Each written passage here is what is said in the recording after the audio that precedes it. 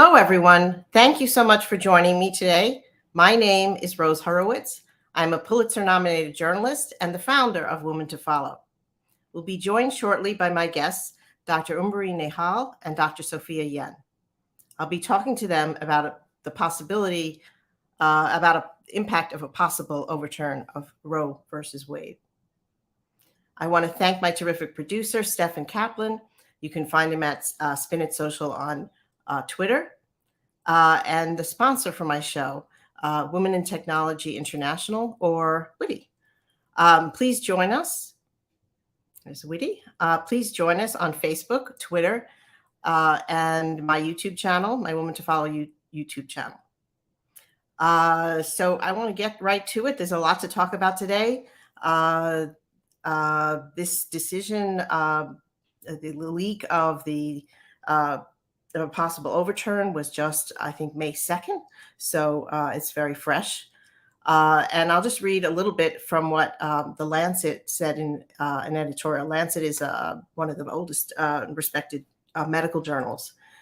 If the U.S. Supreme Court confirms its draft decision, women will die. The justices who vote to strike down Roe will not succeed in ending abortion. They will only succeed in ending safe abortion. Alito and his supporters will have women's blood on their hands. And with that, I'd like to, I'll introduce you now a little more formally to the guests, and we'll get to that. Dr. Umbereen Nehal is an MIT Sloan Fellow MBA, MIT Sloan Fellow MBA candidate. She's currently studying the use of data and artificial intelligence to improve healthcare. Dr. Sophia Yen is the CEO and co-founder of Pandia Health, a birth control delivery company in Sunnyvale, California. It is the first woman-owned and doctor-led birth control company, she says, which I haven't seen a reason to believe otherwise. She's an executive committee member of the American Academy of Pediatrics. She's an a clinical associate professor in the pediatrics department at the Stanford University School of Medicine. So, hello. Thank you so much for joining me. Really, really appreciate your expertise and sharing this conversation with me. Thank you for having me. Thank you, Dr. Young. It's a pleasure. Thank you. Thank you. So I just to give a little background, and maybe you can jump in, but about the where we are now. Well, I'll ask you. I know because we talked about this little, Dr. Nehal. If you want to tell us just a little background about the main point of the Supreme Court Roe versus Wade case, and how how it stands on this privacy issue and how that's threatened and what that could mean. Absolutely. So in some of my past experience, I've been a medical director in the Medicaid program and worked on health reform and worked on integration of mental health with the physical health, which also has a lot of important privacy concerns that overlap with this issue. So the prior ruling of Roe v. Wade was actually based on privacy. And because of that, even though it seems to be related to specifically women's health or reproductive health, frankly, once you get into privacy issues, everybody's affected. So I don't think anybody should feel safe. I'm especially concerned about the way this could become government overreach into health data. And instead of using it for health and wellness, it could be used for criminalization. So I'll stop there, but that's really my deep concern, and as well as the ways in which this can expand well past women's health. Okay. And Dr. Yen, do you want to talk, just comment generally about that? We knew that this was happening as soon as the majority of conservatives took over the Supreme Court, but to actually see it happen was just so horrifying. I think many of us just burst into tears and was almost as horrifying as when we heard that Trump won the election. Just unbelievable, living in a nightmare. And we thought it was going to be small, quiet, just, push back on the Mississippi, let it happen, and then let Roe v. Wade unravel and not be blamable. But for Alito to blatantly state that Roe was wrong and it must be reversed is just a slap in the face and an insult to anybody with a uterus out there. This is, to me, about freedom of religion. Your body, your choice, your uterus, my body, my religion, my uterus. And bodily autonomy is really important. If I am raped, or, it's my body, and for you to force me to be your incubator for 9 months is not acceptable. And this is absolutely a sexist thing, because only those with uteri are going to be affected by this particular Roe v. Wade situation. But exactly as Dr. Nehal said, this is the tip of the iceberg of a whole bunch of different rights. They start with the uterus. Next, they're coming for anything in the bedroom. Next, these values just pervade everything, blocking people's rights to vote, blocking equality. And it's just a giant, horrible thing that's coming down. And we need to do our best to fight it, undo it, and protect our rights. Can I add to that? I would actually say that currently people without uteri also are affected. Frankly, for instance, there was a case where there was a woman who was on life support. Her own preference and her family's preference was not to be artificially maintained, but because she, had a product of conception in her uterus, she was not allowed to be removed from life support. Therefore, her entire family was traumatized. So I really want to underscore that while this may seem, and obviously the most obvious impact is on those with uteri, 100%, already it is affecting everybody. And I think that's a matter we have to take very, very seriously. Yeah. As I like to say, we all came from the womb, and that's why I have my uterus necklace on.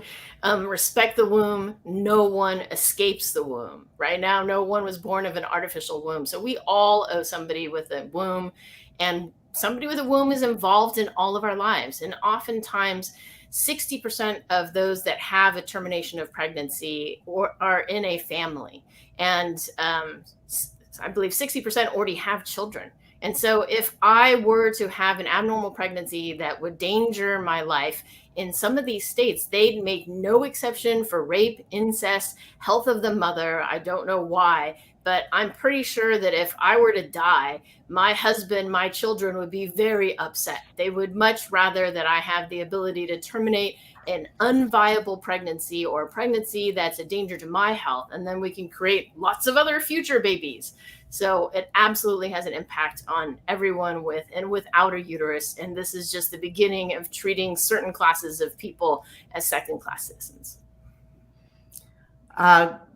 Big question, big point big question that is raised by this is that, is the future of maternal health and where we are as a nation. We rank among developed countries. We don't rank near the top, given that we have such a great medical system.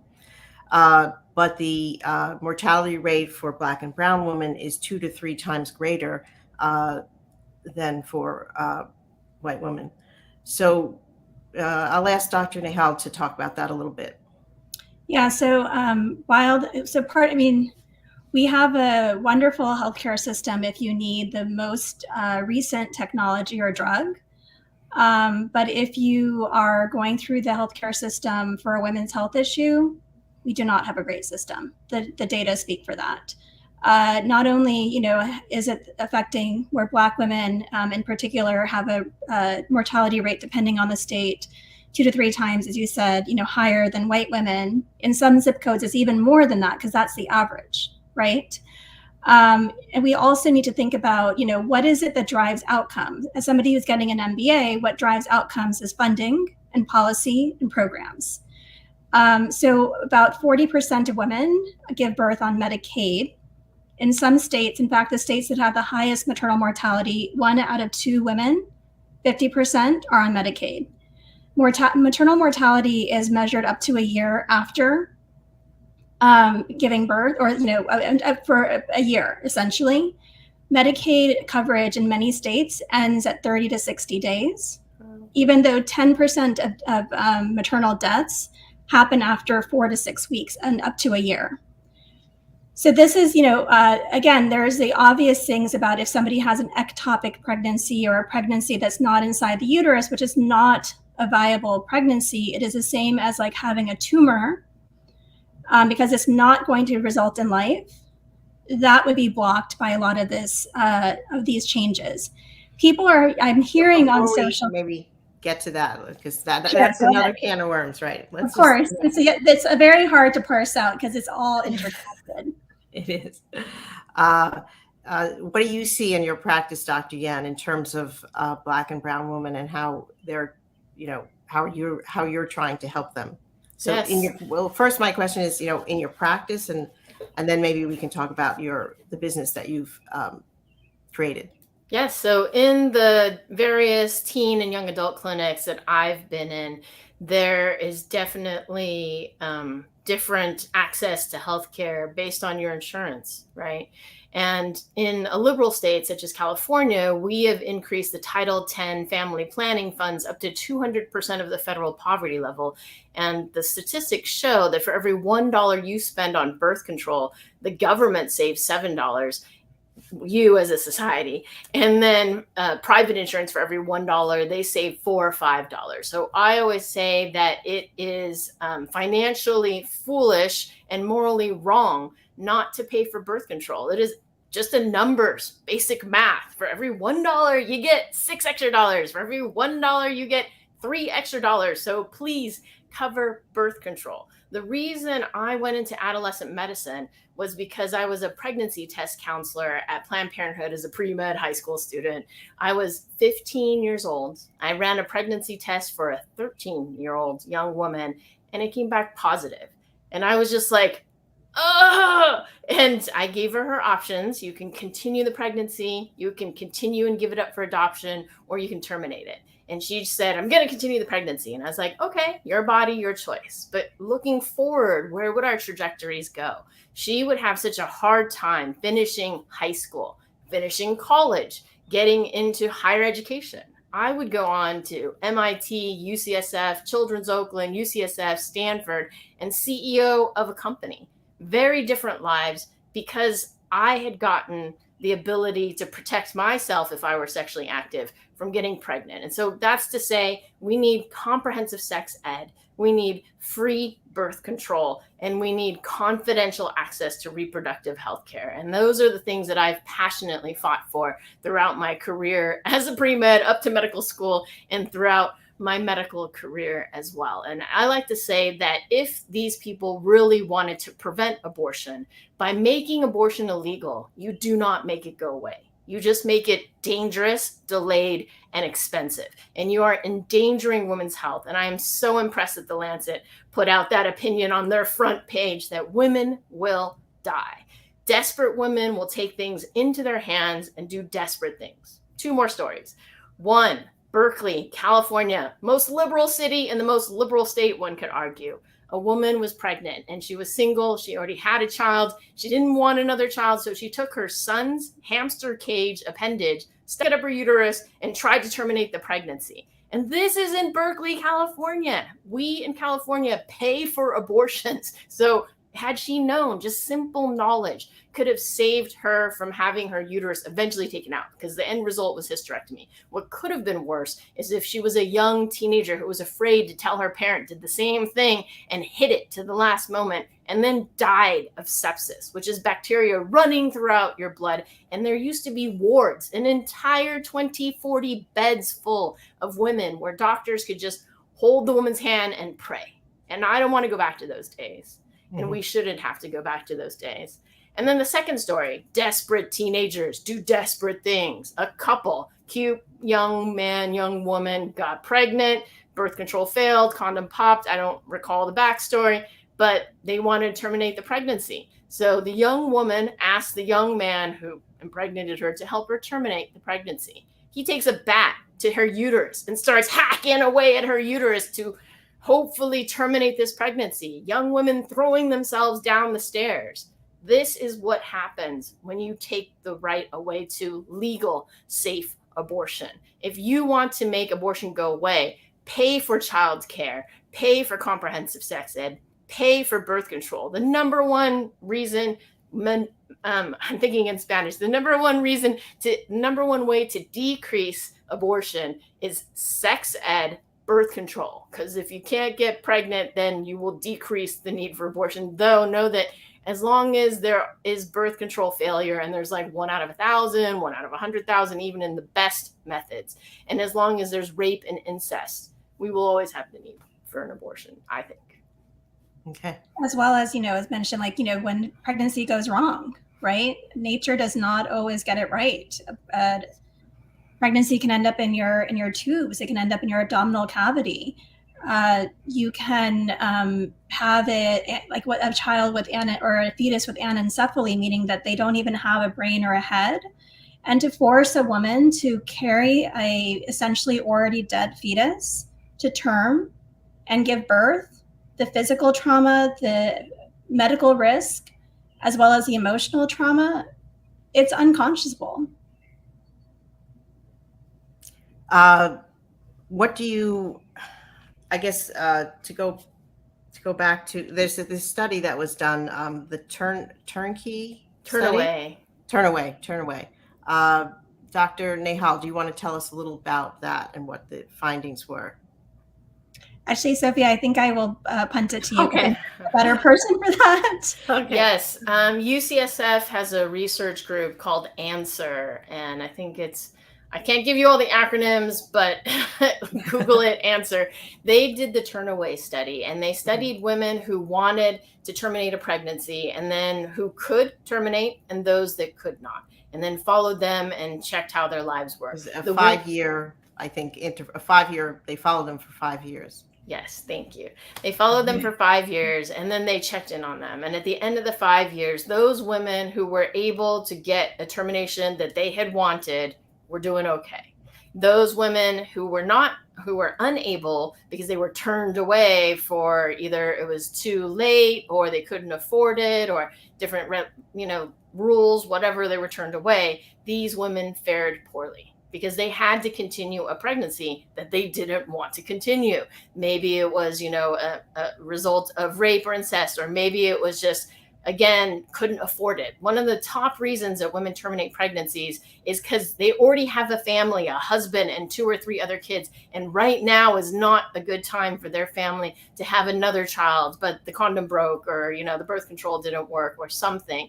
And so as a family, it would be better not to have another mouth to feed at this time. And if government were to support them with child care and with funds, the states that have the most restrictive abortion laws are also the states that have the least support for single moms, for low-income families, for pre-K, for education, for childcare. It's the liberal states that allow women to choose, those of us with uteruses, to decide what happens to our bodies, but also supports low-income families. So that way supports the choice to continue a pregnancy. I just want to add, related but not exactly the same, is that for those people who are like, well, I'm okay with it in some circumstances. I mean, personally, I really think that a woman always, or birthing person always needs to have the choice. But take that a step further. What is it that somebody has to prove to whom without evidence before you decide that they have access to life-saving care? Or before, let's say, God forbid, like a 12-year-old who's been raped by her uncle is allowed to access this? There are over 100,000 rape kits that have not been processed. Over 100,000 rape kits that have not been processed. We already know that many people don't report rape. They don't show up in the emergency department. I am traumatized personally as a physician by having the number of rape kits I have done on children, because I'm a pediatrician who's worked in the emergency department. Turn that around. Imagine being the child, having every part of you swabbed. And then for that kit to not even be tested, and until it is tested, you don't have access to an abortion. this is what we're dealing with. So when people are like, oh, there's some situations, oh yeah, well then who needs to prove what to whom through what process, and are those processes reliable? And I honestly do not believe that we need to parade a 12-year-old around in public for her to prove to you what happened to her. I think that should not happen in a civilized country.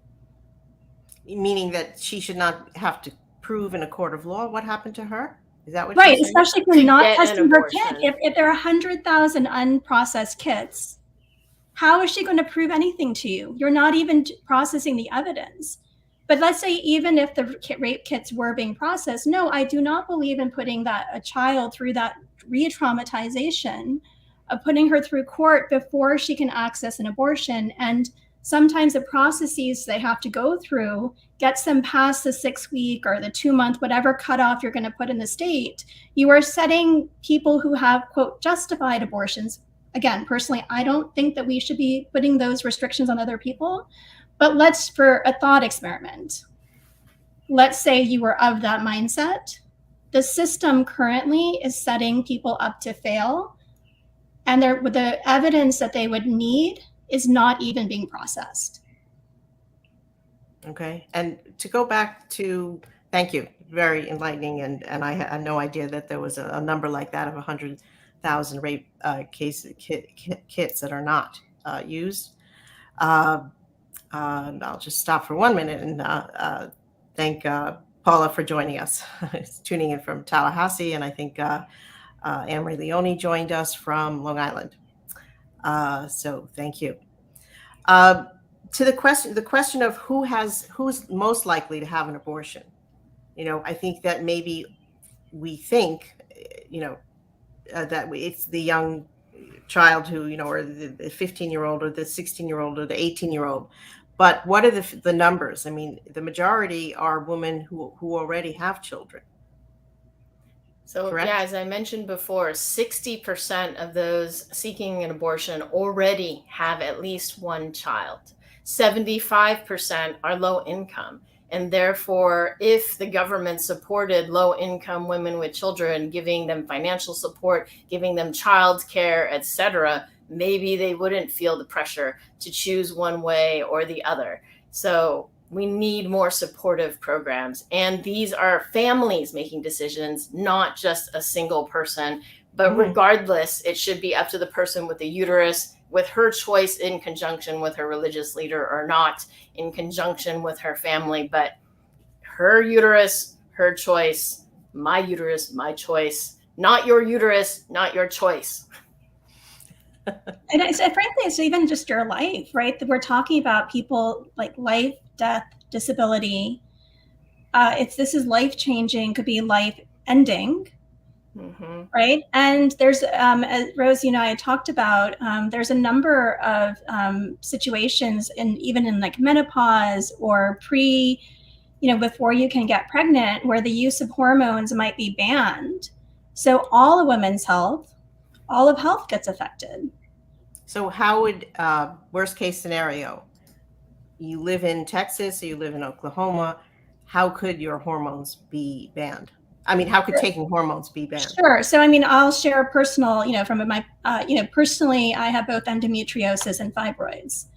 And I actually ended up in the emergency department with a hemoglobin of 7 when the low normal is 12. So I was only getting half as much oxygen to my brain and organs as I should because I was bleeding.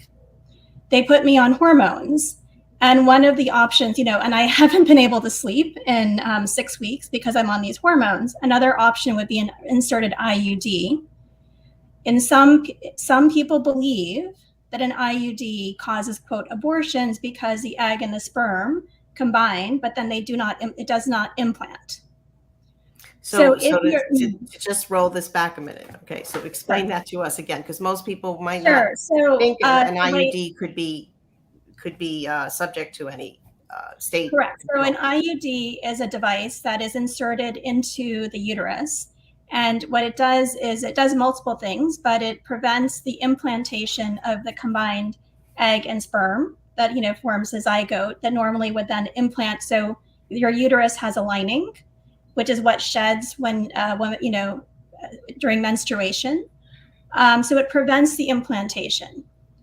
Everybody has a different definition based on their personal beliefs or religion when life starts, right? So if you believe that the minute the egg and the sperm, the ova and the sperm combine, that's life, even before it's implanted, then there are some who believe that the IUD, the device inserted into the uterus, quote, causes abortion.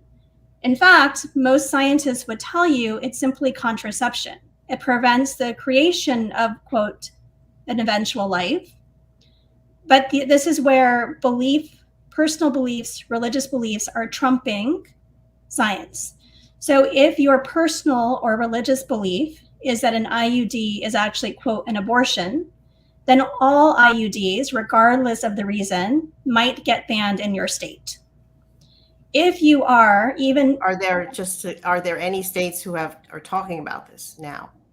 Yes. Louisiana just put in a proposal that once the egg and sperm hooked up, then that is life. And that then goes to bleed on to IVF, in vitro fertilization. The example I like to give is, again, for debate, just to concretely, Berkeley woman has 5 embryos at UCSF.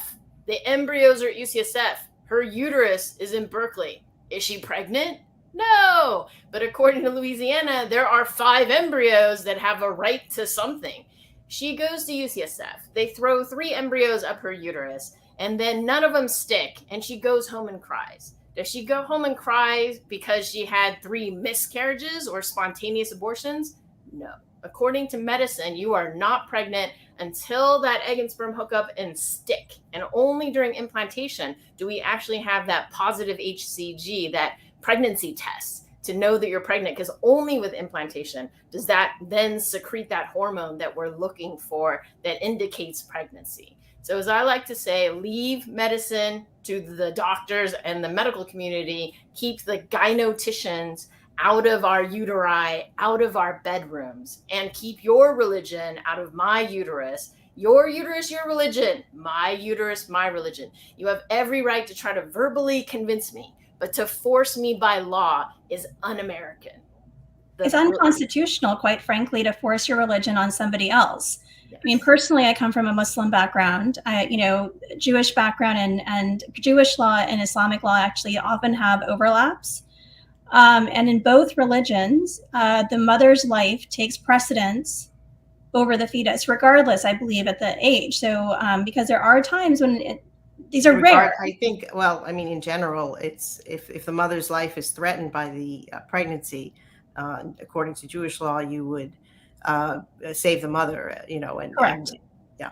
Same in Islam. So it would be against, and some, I've seen some rabbis, and I've seen it published about, in Muslim too, that this is against. So, where we think that, and then within the Christianity, I think it's not uniform. Exactly. And I think that's the thing is there are Catholics who may not agree with what another Catholic believes. And the Constitution gives you the right to practice your religion. And if your religion gives you the right to save your life or to save your spouse's life or partner's life, why is somebody else's religion being forced into somebody's coupledom or marriage or family? That is not, I'm not a lawyer. I just took a class at Harvard Law School, but I'm not a lawyer. It's like clear separation of state and religion, yes. Right? So if your religion believes that your right to have an abortion comes before, to your health, whatever you need for your health comes before saving whatever state that embryo is in, then correct. The state is in charge. And I think maybe we can clarify here, but with Roe versus Wade, the federal government superseded what happened, law superseded what happened with state law. So over the course correct. Since the 90s, states have been chipping away at abortion, right? Abortion rights. Yes. Right. And there's been, which has engendered a lot of court cases, right? Correct. So we already have a jumble of laws, there's, and which will be further, complicated by yes. because basically if Roe versus Wade is overturned, then control of your body is decided by the state. So if you live in Texas and they think that, you can't, you should not, an IUD represents an abortion, what do you do? So, Right. So one of the things in particular, having both of you here on the show, because you are doctors and you're both leaders in femtech and in, technology. Let me ask Dr. Yen first. Tell us what your company does briefly, and how something like yours, how what you're doing and other companies like you might do, are doing, are trying to do that could help, God forbid this is passed, right? And we're in this state where Roe versus Wade is overturned. What can women do? Yes. So I'm the CEO and co-founder of PandiaHealth.com. We chose Pandia, the Greek goddess of healing, light, full moon, because we're all about women's empowerment. And I also made up the definition: Pan is every, Dia is day. We got you covered every day. Set it and forget it. Let Pandia worry so you don't have to. Hashtag, I'm all about hashtags. Hashtag Pandia peace of mind. And the idea was, I was giving a talk to a bunch of physicians because I teach other physicians how to prescribe birth control. I teach future pediatricians or pediatricians in training what's the proper way to kick the parent out of the room, have a private conversation, and then, take care of the young adult to prevent sexually transmitted infections and unplanned pregnancies, et cetera, and involve the parents as much as possible or a trusted adult. And they asked, why don't those with uteri take their birth control? And one of the top reasons is didn't have it in their hand. Didn't have time to go to the pharmacy every single month, exactly 7 days and no more than 7 days ahead of time, because the insurance company won't allow it. And for those responsible people with uteri who usually run out of birth control on a Sunday, go the weekend before, you go to the pharmacy, you get to the front of the line and sorry, you got to come back tomorrow. The insurance company won't cover it. And you're like, but I'm here now and I have meetings tomorrow and I don't have time and I have children to pick up, I have things to do. Sorry, the insurance won't cover it. And so at that time, everything else was coming in the mail. And so my friend and I were like, well, we will solve this. We will just ship women birth control and keep shipping it to them until they tell us to stop.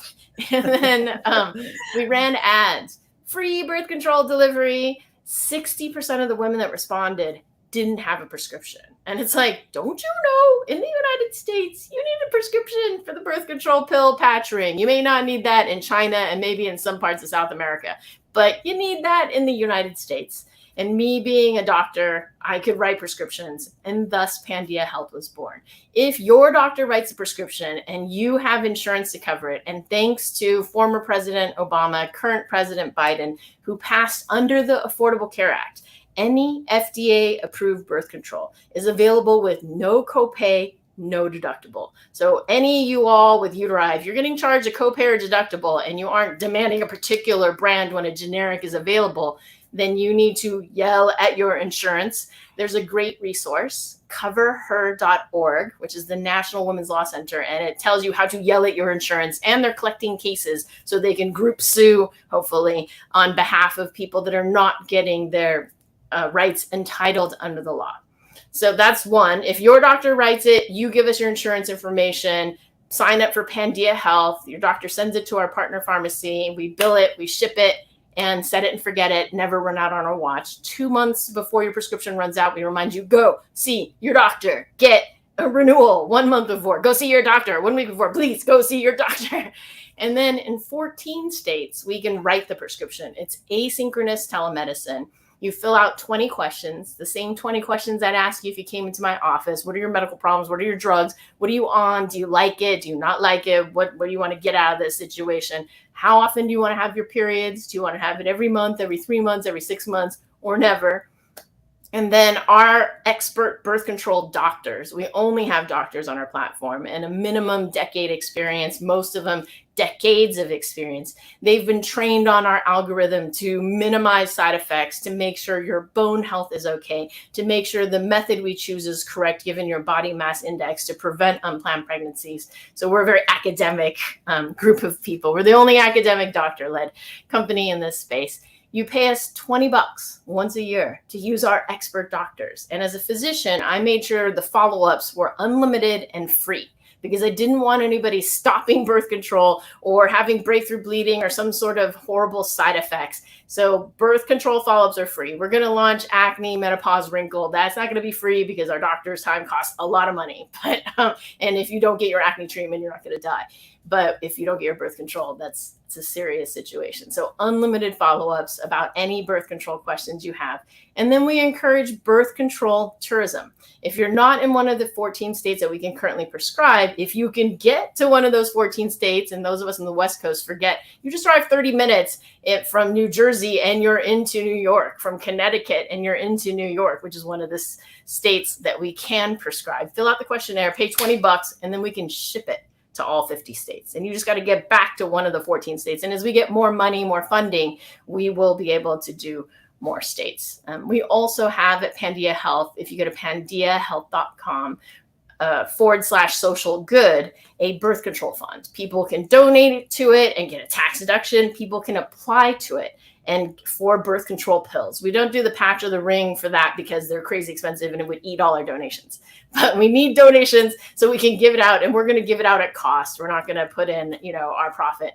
But just so you all know, if you don't have insurance, it's roughly $15 per pack of pills, less than 50 cents a day. And 95% of birth control pills are generic. A lot of women think they're on a brand and they're like, I want Esteria. It's not a name brand, and so it's a generic, and therefore it's relatively inexpensive. But if it's a name brand like Ortho, Evra, or Yaz or Yasmin, then it's going to cost money. But there are generics of almost everything. And let me ask you, what percentage of women are on birth control pill? What are the most common, the top three birth control methods? Yeah. So in other countries, the long-acting reversible contraceptives, so Europe and other, first world countries, it's the long-acting reversible contraceptives, the implant, the IUD, and that's like 40%. In the United States, it's the birth control pill. And then comes the patch, the ring. They're on the lower side because they're expensive. But again, thanks to the Affordable Care Act, those things should be free, no copay, no deductible if you have insurance. If you don't have insurance, there's the Title X family planning. And if you're in a liberal state like California, we've bumped it up to 200% of the federal poverty level. But if you're in an unfriendly state, sometimes they reject it, or I don't know what, it's a lot harder to access. But generally, if you have no income, you can go to one of these clinics and it's free, or it's sliding scale according to your thing. But the birth control pill, the Pandia public service announcement I want to put out there today, know that there are 40 different pills. And so if you tried one and you didn't like it, there's 39 other pills, or at the very least, there's 8 different progesterones, 2 different dosages. So there's 7 other pills and maybe 2 different dosages that you can try. And at Pandia Health, I personally wrote 2,000 birth control prescriptions in 2 years, applied my MIT Stanford brain on the thing, put it in a spreadsheet so that we optimized it, and realizing what works for a Caucasian female that wants to bleed every single month doesn't work so well for an Asian or a Black or somebody who doesn't want to bleed every single month. And so we have an algorithm that minimizes side effects and maximizes the likelihood of you staying on. So we actually have 85% retention at a year, whereas normally people who start the birth control pill, 45% of them quit. And part of it is the delivery, and part of it is not having side effects. Okay, thank you. Honestly, if I were not going to keep ending up in the emergency department passing out, I would stop my hormones. But they did change my hormones, and I have slightly less side effects. Still haven't slept, but it's not suited. Different, not control, but yeah, hormone. Yeah. But if you like, Rose, I can offer some other options from the femtech space, because I think that's where you were going with that. Before I do that, what I did want to bring up is the idea that people use period trackers, right? Yes. Okay. Yeah. So what can the possible overturn of Roe versus Wade do if you're somebody who is tracking your period online? Yeah, so we had talked about that. So there has been some advice that has gone out, just some concern about how information could be used or misused. Again, I have actually worked in compliance in government for the Medicaid space I was very particular about protecting patient privacy, but human beings are flawed and not every human being follows the same ethics. So if there are folks who believe that it, like for instance, the Texas law offers up to a $10,000 bounty for reporting if you believe that a healthcare provider or clinician or somebody underwent an abortion or did something, quote, wrong or illegal, you can report them and be eligible for a $10,000 bounty. So for instance, as Dr. Yan mentioned, it's only upon implantation and the release of hormones that you are considered pregnant. However, most lay people will go on the date of their last period. And in fact, if you go to the hospital and you need an x-ray, they'll ask the day of your last menses. So if you're using a period tracker, and if the company that runs that, the business model behind some healthcare apps, unfortunately, is selling your data. And so if they are selling your data, and if they do not have ethics, they have the legal right to do that. If it's a free app and you signed on, you don't know what rights you gave them. There's a lot that you might have signed in the fine print. So essentially there's going to be a lot of lawsuits in this space. But what I can say definitively is that there is some advice going out, whether it's maybe over concern or not, we have no way of knowing. But there is some advice going out, like maybe you should delete your data from these period apps because we don't know what the laws will be, who in government will be asking for your data, perhaps legally. Which healthcare clinician might have certain beliefs and might even be willing to give the data, right? I mean, personally, if you ask me, I'd probably be willing to say I'm not going to comply. But I'm one of those probably problematic females in general. I think that you are a caring physician protecting the health of your patient. I take it one step further. Okay. I don't mind being problematic. Some people. Sorry. Yes, we want to be the nasty woman or the woman who dares to stand up, the energetic woman.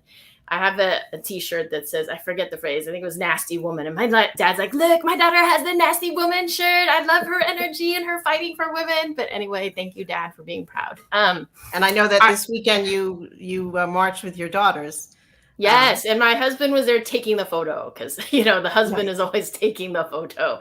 But notice we have our custom t-shirts. My middle daughter designed hers. I designed mine. Hers is pro-choice in Pokemon style. Mine is my uterus, my decision. And then my oldest has chick for choice. And the husband is taking Rose, before we run out of time, I do want to make sure that we also, because I know that you had initially reached out to ensure that we also highlighted the issues of Black and brown women. And I might be a brownish woman, but I mean, I'm not Black, and it's very important to make sure that we center Black women. So for instance, while I very much respect Dr. Yan's commitment to expertise and excellence, we know that there's a dearth, for instance, of Black female doctors or Black doctors. And we know that race concordance maps directly to quality, safety, psychological safety. So for instance, there's a startup called Health in Her Hue that is Black woman founded, that helps match patients to physicians or healthcare providers, regardless of their background, of color. Those who are culturally sensitive. I personally have moved away from using culturally competent because I think the global North, Western colonizer culture, so to speak, essentially is very big on I have knowledge, I checked a box, I have my certificate on the wall. And reality is, I went to medical school in Pakistan. Some very excellent care is delivered by lay health workers in villages who risk their lives facing the Taliban. So we need to keep women healthy, and whatever team-based care, whatever culturally appropriate care achieves the results That's all I care about. I really don't care what certificates you have on the wall. I care about results. And my career has primarily been in policy and focused on budgets. And then speaking on budgets, there's also a woman-founded startup called Maven Clinic.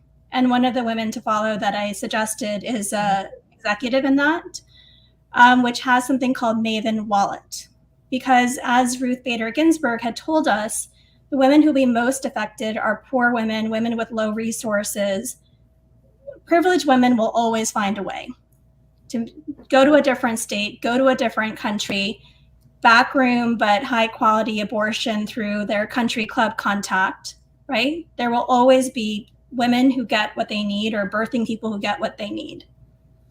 Maven Wallet was actually, as soon as the Texas law that I mentioned with the bounty came out, they already started working on ways to empower women to understand their choices, how much things would cost, just try to start to coordinate across state lines. And just today on LinkedIn, I also saw a post about a female executive saying, do we need to think about where we headquarter our companies so that we think about where women have access? So while there's a lot to, I have done, not this weekend because I'm still anemic, but I've definitely been up there jumping up and down with science, with uteri and all of that in the past. But we really, really have to be smart. And we have to think about workarounds. Fighting the barriers, 100%. We need to do that.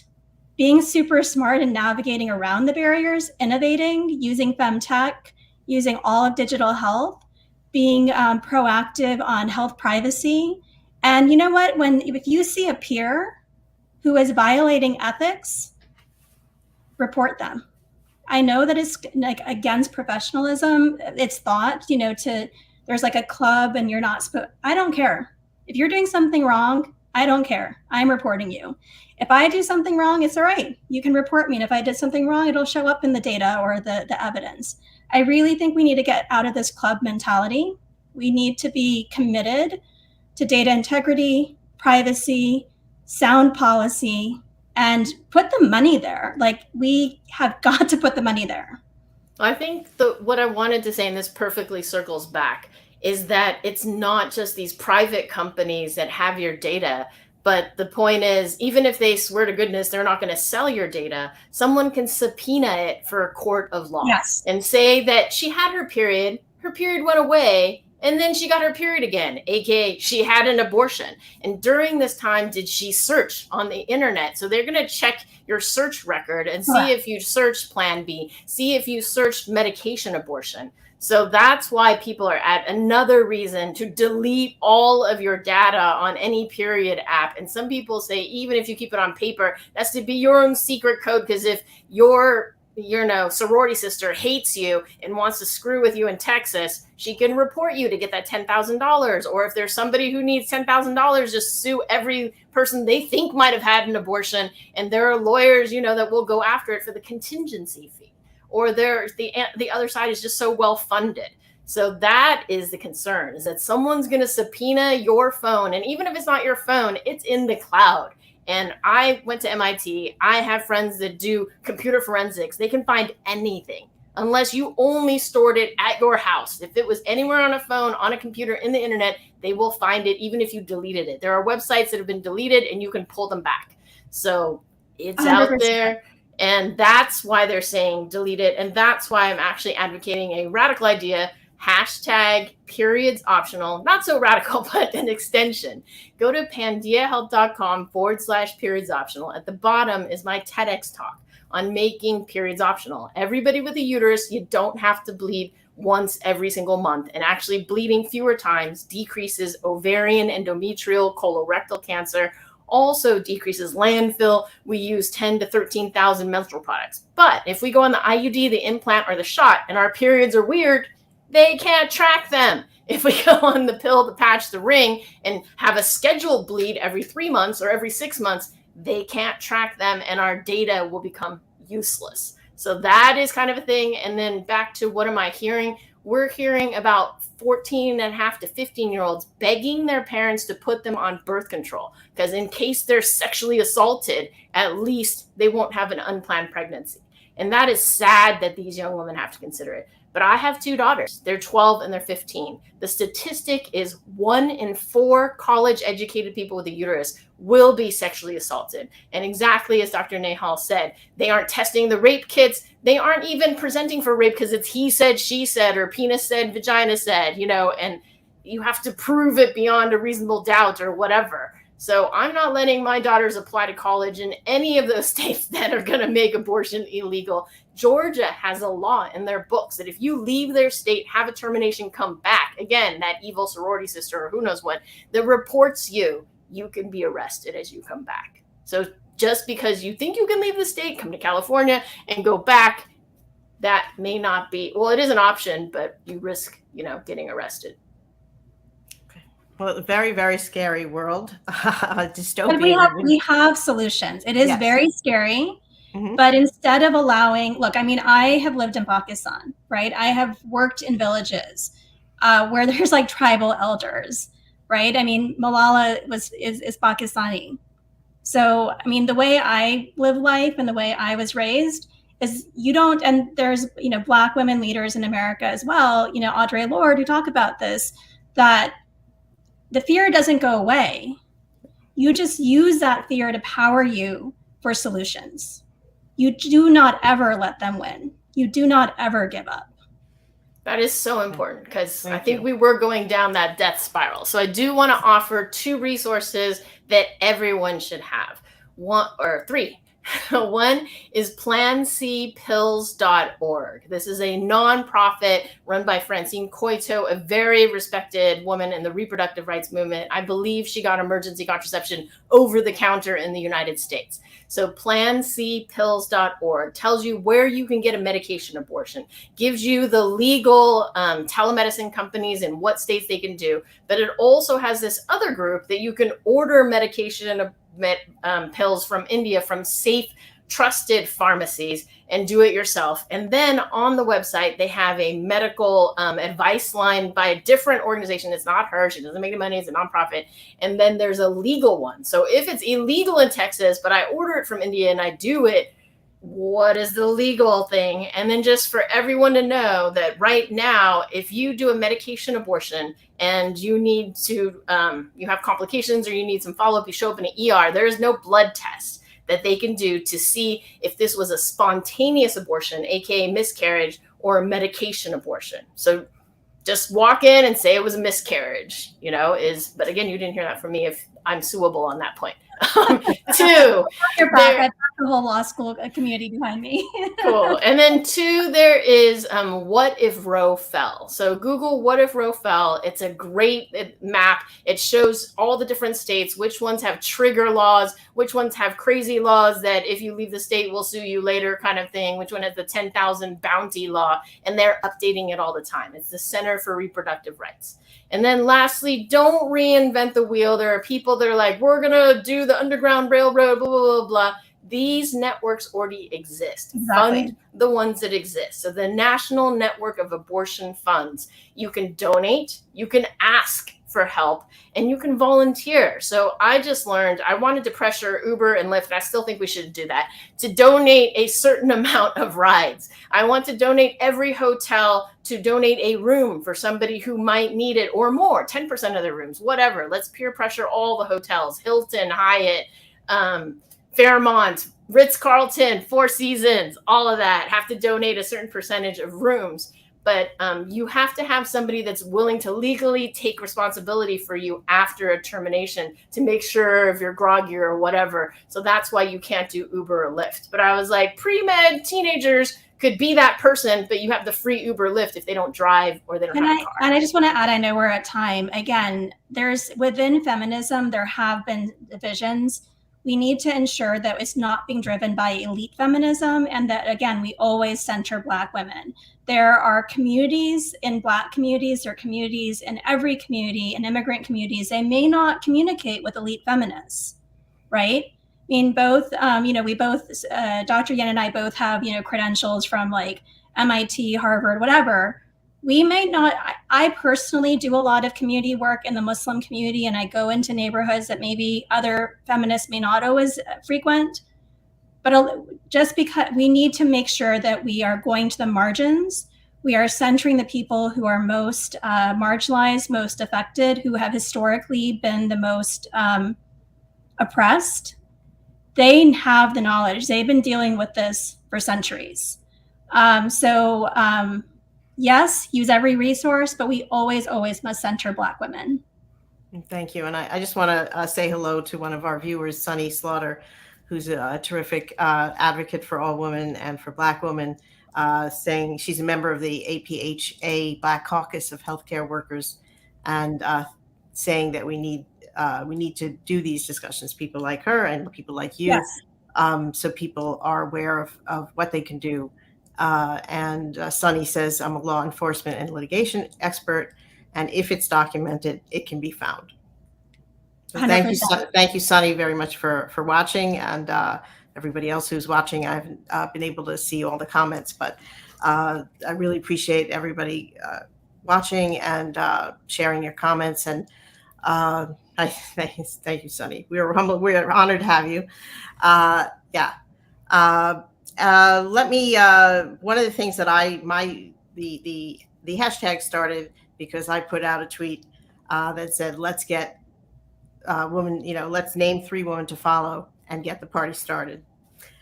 So in that, and that's how in 2 weeks there were 12 million impressions of this hashtag. That's how it started. So Dr. Yen, I wanted to ask you your woman to follow. And I think, of course, overachiever, you gave us more than 3. Yes, exactly. There's like so many women. Yes. If you don't mind going to the first slide, I will tell you the background. Okay.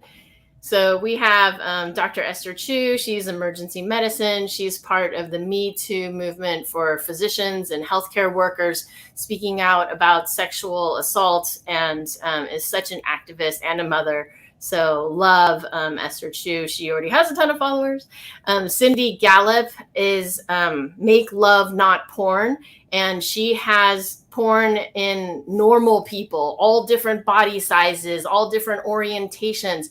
Good porn, not porn that's all shaved and with giant body parts that are not normal. Mutual orgasm, respect, that kind of porn. So such an advocate. And then Dr. Jen Gunter, love her book, The Vagina Bible, The Menopause Manifesto.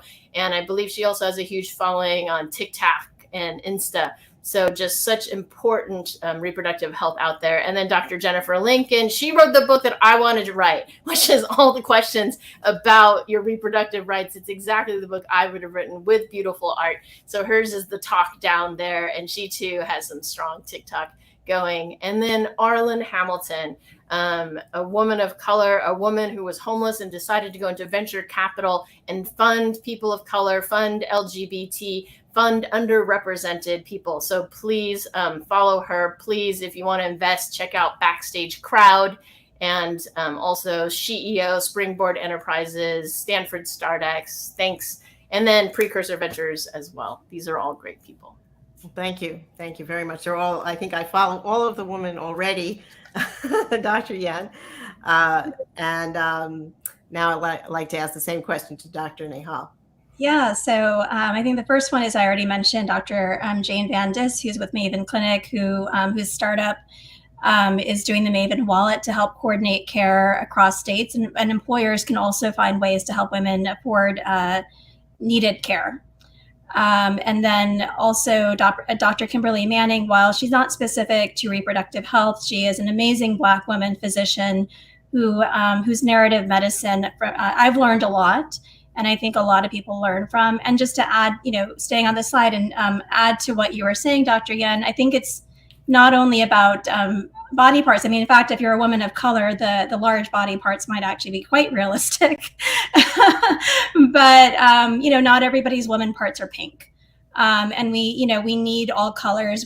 There's places in India where there's bleaching products to try to make your woman parts look more white.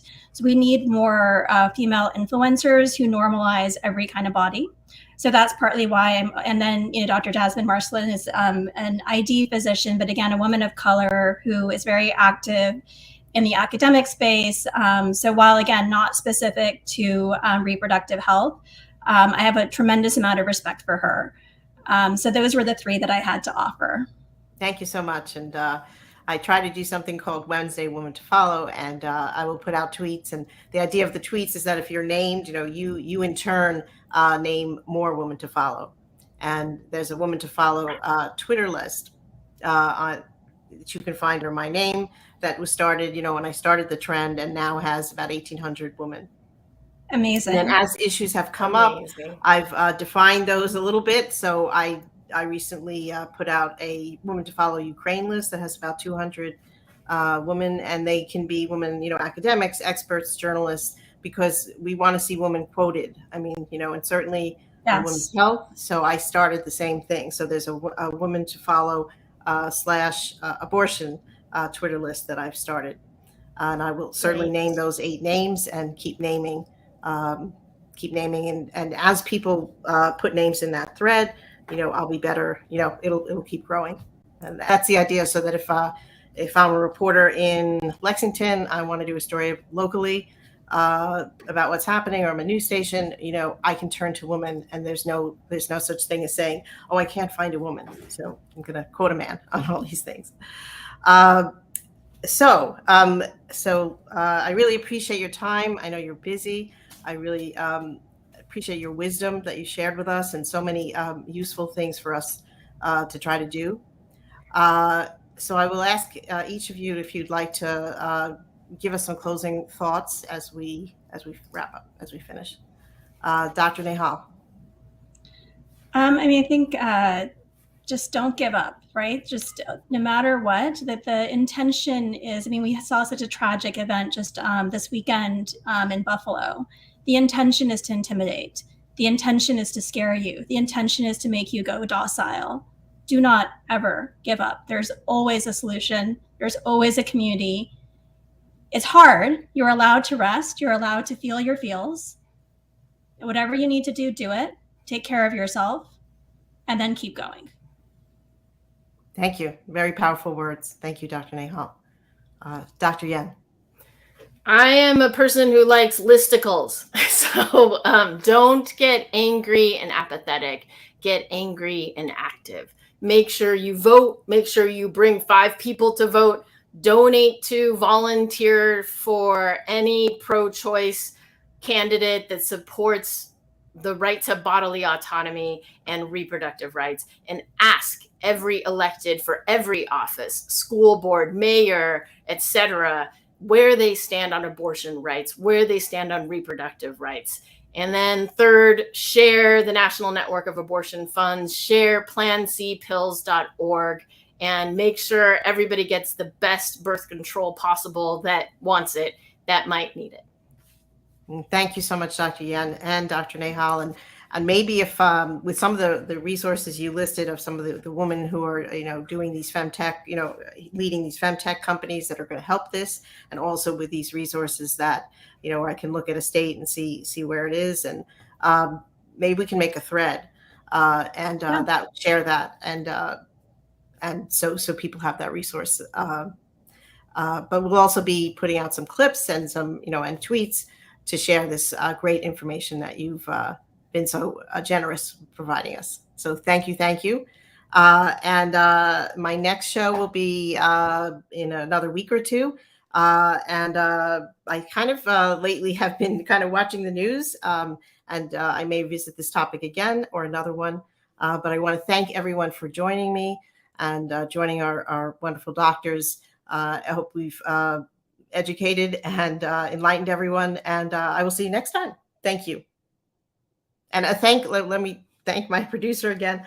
Stefan has done an amazing job, and Women in Technology International, who is my sponsor. Thank you very much. Have a good night.